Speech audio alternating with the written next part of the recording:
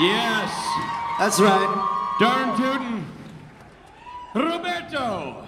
Ricardo. Supernatural fans, welcome to San Diego Comic-Con 2016.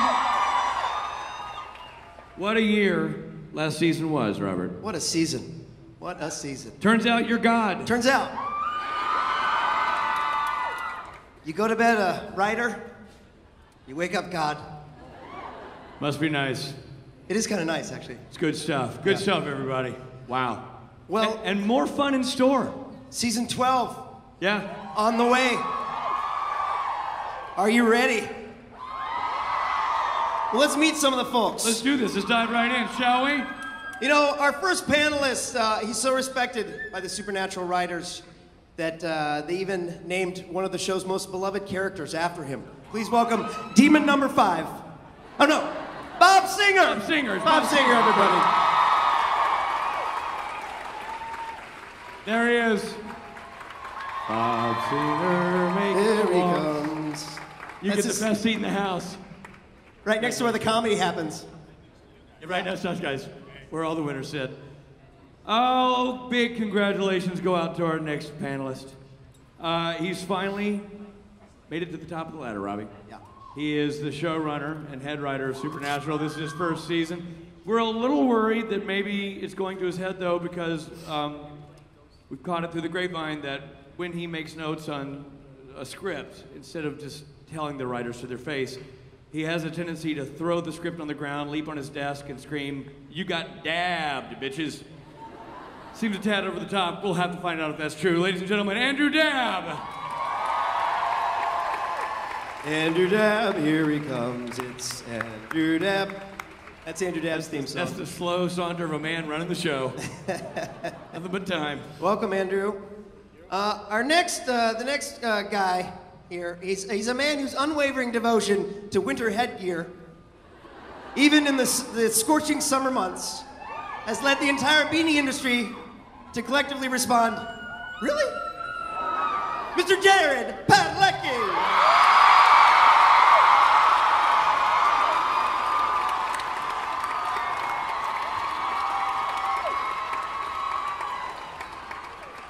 Put on the hat, put on the hat. Put on the hat, yay! And the beanie sales spike. Next up, a man whose career was launched, you may not know this, with his pivotal role on the soap opera, The Bow-Legged and the Beautiful.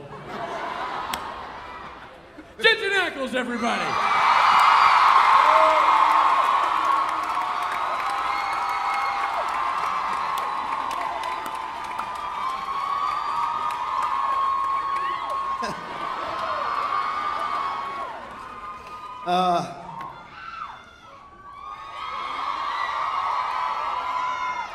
Next to the stage, a man whose fanciful quirkiness is only offset by his grounded oddness, Mr. Misha Collins. Misha Collins.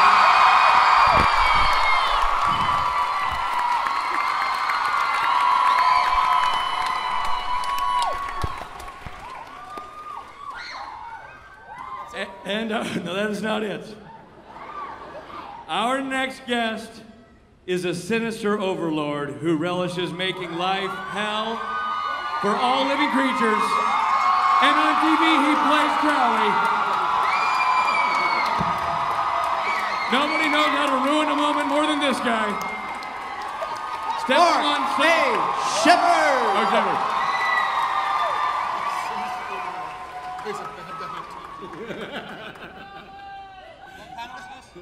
Ladies and gentlemen, Supernatural.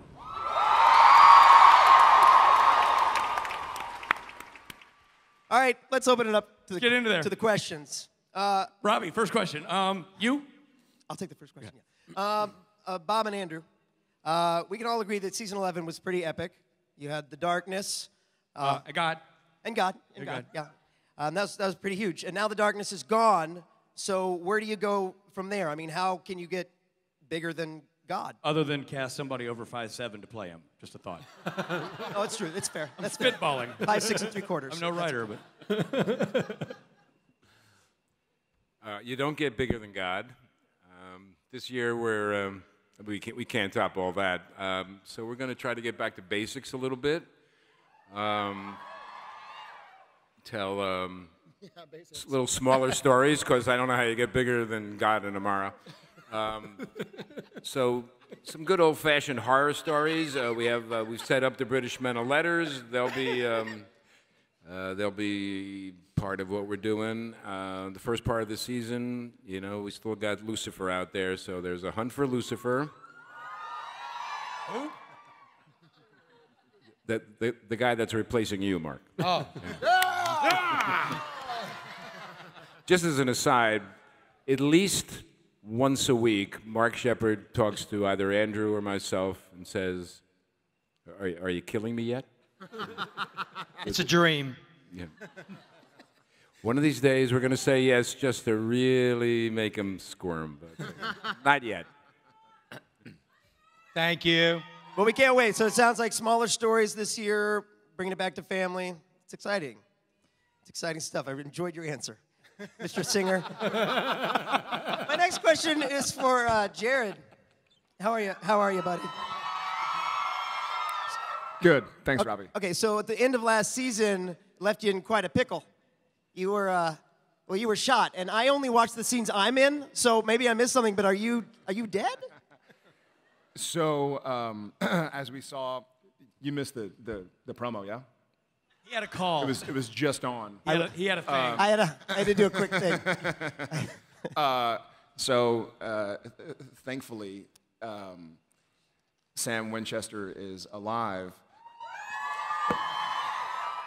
You owe me $20. I owe Rob $20. I thought you were Because he's not a lose Chester.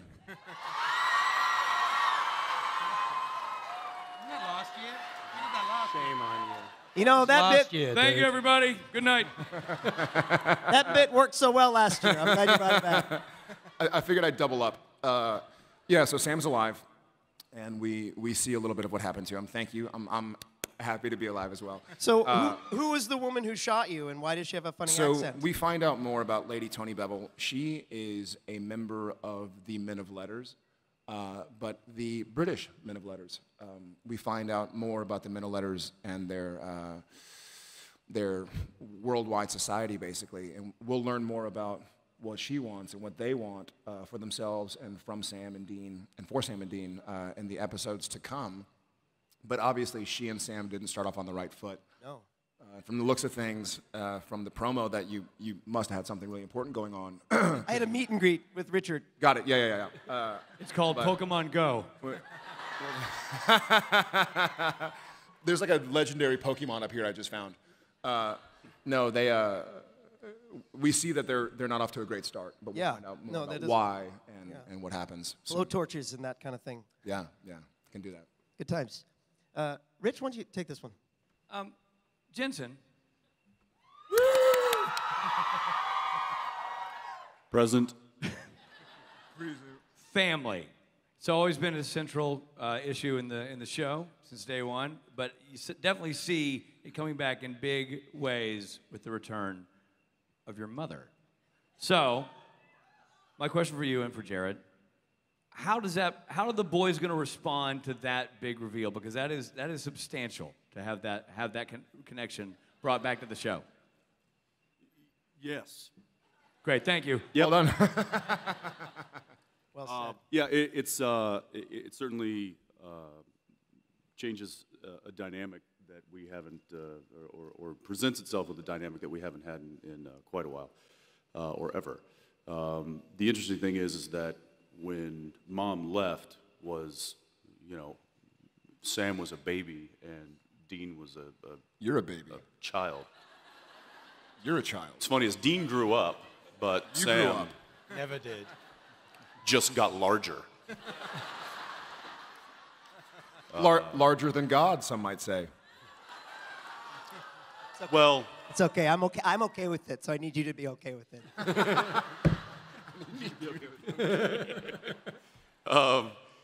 so there is, the children that she knew are not, they're now men, and so the relationship is kind of non-existent because there isn't one. And so it's gonna be an interesting situation of them trying to bridge that massive gap that occurred over the past 30 some odd years. But then it also brings into question, you know, how is she going to plug herself into their lives? Is that going to leave the brothers vulnerable? You know, for the longest time, that's really been the way to get to either one of them is, you know, you trap or you make one suffer, and then the other one comes running.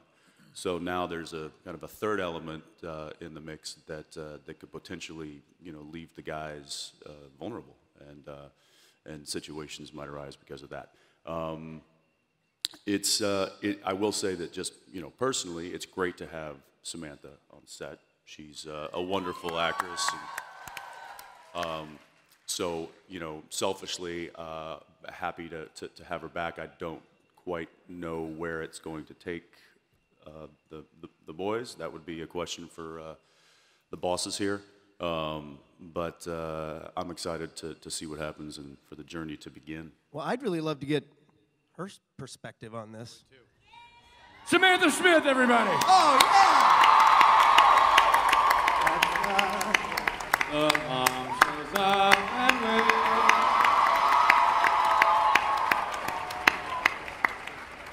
Hello, Samantha. San Diego, Samantha, San Diego. Sam is both a wonderful actress and a good person, so her presence on the set of Supernatural has completely changed the dynamic, because there's no one that is either a good actor or a good person in the rest of the cast. I think it may have changed the balance on this stage. This panel, yeah. It's going to be weird now. So, Samantha, to you, family, you're meeting the boys, you're re-encountering your sons, you didn't know their fate. This is a strange journey for Mary, I would assume. Yeah, there's a lot to consider. Being dead, you know, now alive, with a big gap in the middle. My sons are now older and taller than I am. Yes. Wow. And handsomer than Sam Smith? No. Are you handsomer than we used to be, but she is obviously more beautiful than the both of us combined. Yeah, damn right. That didn't cost me that much to make him say that. But I've always loved Mary, and to be able to experience her from a whole different perspective is incredibly fun for me. And to not just be passing through as a ghost or something like that is actually really fun, just really interesting, and it could go anywhere, so I'm having a good time with that. You know what's fun to me? One of the things that Supernatural has been so uniquely able to do is to really explore both sides of the equation, whatever the equation might be. And one of the things we deal with a lot is family, obviously. We've had the wonderful Bob Singer say family don't end with blood. We've had additional members to the family who are neither human nor blood related. And so it's going to be an interesting dynamic to see how somebody who is our blood, 100% our blood, we've had a half brother, we've had our father for a little bit, but she's our mother, legitimately. So she's related, but we find out more about what family means and how you become family. And it's not necessarily just blood. A lot of times it's pain, it's triumphs, it's everything in between. And so I think exploring that dynamic between two brothers, but now two sons again. And not sons, you know, Sam always had an issue with John, for obvious reasons probably, but he dealt with it, and Dean had a different relationship. But now Sam and Dean with their mother are kind of starting anew. So it's like finding out you had a half brother or something you never knew, which I guess we did. So yeah, 6 seasons ago. Whatever. You're gonna have a hard time. 7 seasons ago. Sorry, it's been a while. You're gonna have a hard time drawing a scenario that hasn't been Exactly. Like finding out you're best friends with an angel. No, wait a minute. So it's going to be fun to explore that dynamic about does blood make you family, or is it more than just sharing the same DNA? Right. So Andrew, like follow up to you on that. Like this is your you're steering the ship this year, and obviously family is super important in this year's storylines, and even the core elements of family, because you're whittling it down to its most pure form when you're talking about mothers and sons. Yeah, I mean, I think when you look at how Sam and Dean have experienced their mother, she's been mythologized to them. Like, Dean's memories of her are spotty at best. Sam's are essentially non-existent. So they're meeting someone who they've met in the past and who they have some knowledge of, but he's not someone they really know.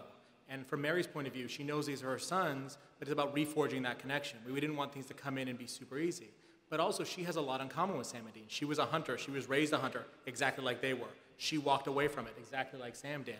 And as we kind of go through this part of the season, she'll be coming back into it. So it's interesting for her. It's also really interesting how Sam and Dean both respond to it. Because at the same time, what Jared and Jensen have said, this is something they deeply want. But I think they, more than anybody else, understand that family can be a vulnerability. And so I think there's some protectiveness going on there too. So it's been a really fun thing to kind of play with, and then how she impacts other people as well. You know, somebody like Castiel, for example, he knows how important Mary and the story of Mary has been in the origin story of Sam and Dean. So he has a very specific response to her, and some really kind of a very cool dynamic I think will show as it goes forward. So yeah, I mean, that was the core for us, and that's been the core of the show, is to get back to family, and this is probably the closest we've gotten back to that since season 1. Awesome. Misha, what about, you've been awful quiet. What about, where does the, end of last season, Lucifer was finally exorcised from your body. The Lady of Litter cast you away. Where does season 12 find you?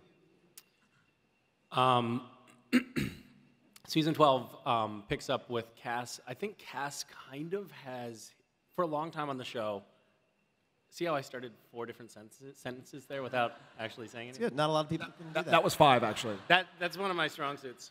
6. Cass is going to be doing a lot of that this season. It's a little teaser. Just not learning lines. It's going to be awesome. It's kind of back to basics. We're gonna, Cass is back to a little bit of, I think, Cass from season 4. He's got his mojo back.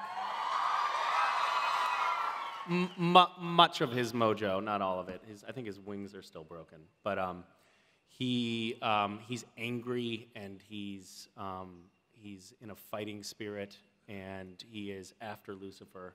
And now that Mary is back, he's also tattletaling a lot. So how does Mary? A lot of scenes where Cass is like. It almost reflects your actual personality, then, angry and tattletale. We do that a lot on set too. Jared didn't hit his mark. That's right. Misha's taking a long pause here, guys. I don't think he should. Yeah. Jared hit Mark. He's shy of his mark. And so, how does Mary being back affect Cass? Is that gonna play out? I think it's yes, it is going to play out. Well, we're having. I think that there's an interesting little dynamic between the two of us, because in a way we're outsiders, and we are, I think, sharing something in that. And I keep on putting. Wait, what? Dude, he's hitting on your mom. Good luck calling him Dad. Your mother. Gonna call him Dad? I don't know how to. Yeah. Anyway, so Cass is hitting on Mary. And what about your family? Are we going to see any of your family? Your daughter? Vicky, West. My children. Yeah. Who? They're now working as crew members on the show. Good. Excellent. Nepotism. You know what? Earlier, I ran into an old friend who wanted to ask a question. Really? Yeah. So I wanted to sort of. That's awesome. I said he could, and. Why, whoever could it be, Rob? Oh my God. Hello, you crazy peoples! Well, hi. How the hell are you? Okay, we're good. What's going on here? Not a mucho. Hey, Bobby Singer, good to see you. Way to clock in for once. What are you dressed as? Oh yeah, you liking this? You like my new accessory? Guess who I am? A pit bull? Nope. Rapping sensation Pitbull? That doesn't make any sense. Lead singer of Judas Priest? Close, but no cigar. My pastor. No! Who? I'm Mark Shepard from episode 1115 Beyond the Mat. That's right. The one where he becomes Misha's Beach. Right. Hey, look, I can make this joke. Me and Mark are bros. Me and Mark. We're thick as thieves. So, Mark, a quick question. The licking of the floor bit. Licking of the floor. The licking of the floor bit. You was in the episode, damn it. When you lick the floor. You, Bob. You make fun of my accent. Bob, Andrew. That makes you a hamsterist. Kill me now, please. Here's a quick question. The licking of the floor. Improv? Or did you make it up on the spot? Either or, which one? This is what I go through day in, day out. Hey, I was an actor. I was really happy. I was working quite a lot. They bring me in. This is what they do to me. They've done this to me for 8 seasons. Mark, you should be glad it was floor licking. I had a hand in pitching that story, and I had it being nipple clamps. But you know what? I got dabbed. Oh, you got dabbed, huh? Yeah, it happens. I was on board. Okay, well, you know what? But I'm going to set you down. Don't do it. I'm going to... I don't want to fall over. Oh, that's nice. Thank you, Rob. Yeah, you're You welcome. have soft hands like girl. Okay, but in all seriousness, Mark, Really? You're going to follow that with a question? Okay, Rob, how you doing? would you prefer it come from the hamster? Because No. You can go. How about you? We're talking about family, and what about your family? Oh, God. Yes?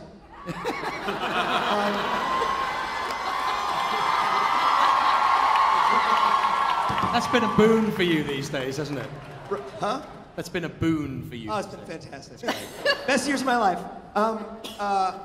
Your relationship with your mother, Rowena. That's right. Your son, Gavin. Are we gonna? How's that gonna play out? Are we gonna see? It never goes well with witches.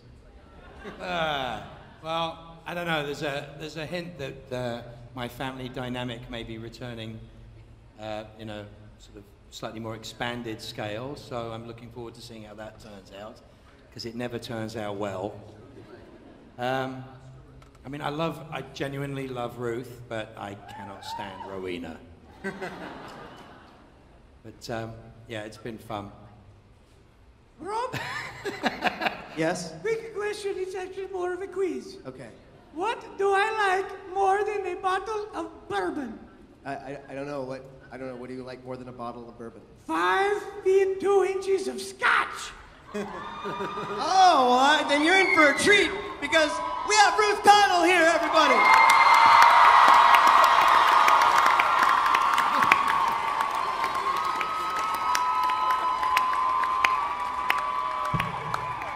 Hello, Mother. Hello, Ruth. Hi. Family, Ruth. Ruth, family. Family schmamily. This is your boy you're dealing with now. This is what I've got to work with. My wee You get the sausage. hamster. You get the hamster.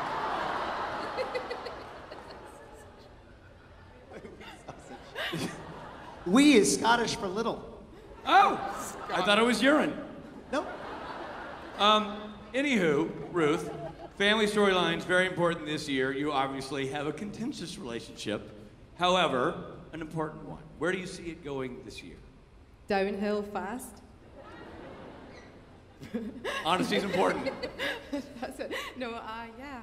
I don't think Rowena knows that she's a grandmother. You mentioned Gavin. I'm not sure she's ready to be a glamorous granny just yet. We'll see how, if she finds out. It's not a spoiler, I literally don't know. But it'll be interesting to see how it all pans out and to see how much we can annoy each other. Eh, my wee sauce?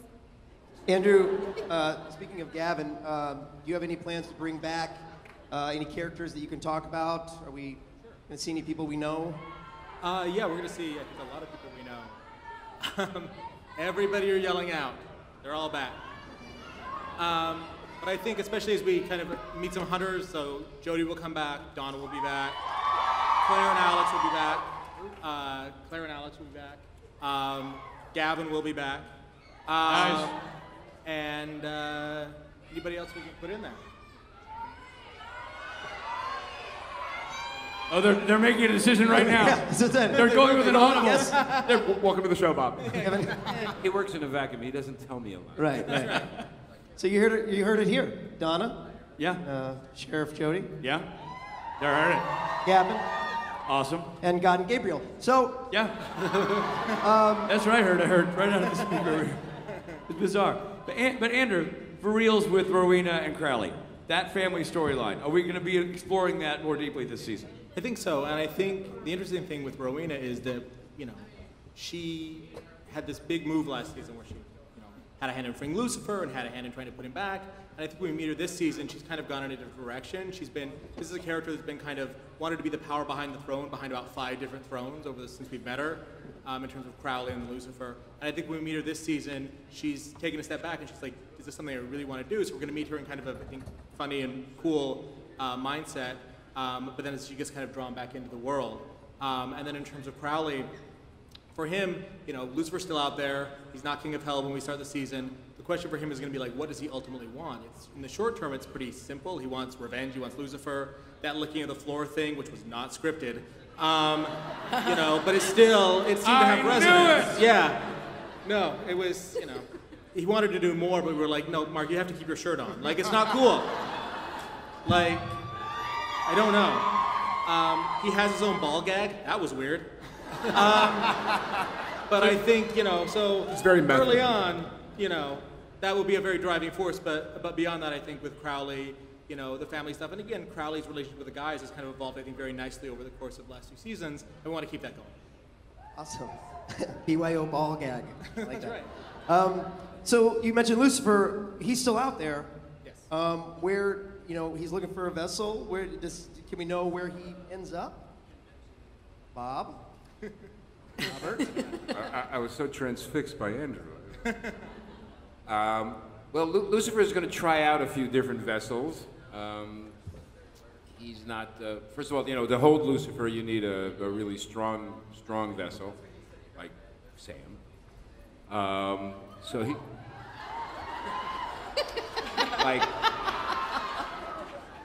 like Castiel. Jensen, would you like to hold? No. Take a spin. Jensen can veto that. It happens when you're 12. I'm not doing that. Anyway, so Lucifer is going to try out a few vessels, and the first vessel that he kind of feels comfortable with is a rock star who's a little bit on the downside, but is trying to make a bit of a comeback. And Lucifer says, "This is my kind of guy." His name is Vince Vincente. We'll be seeing him in a couple of episodes early on. That's exciting. I'm on pins and needles, Bobby. Well, And have we cast that role yet? we actually have cast that role. Well, you can. We've whispered it to you guys, so you know who it is. Why don't you want to sing the clue?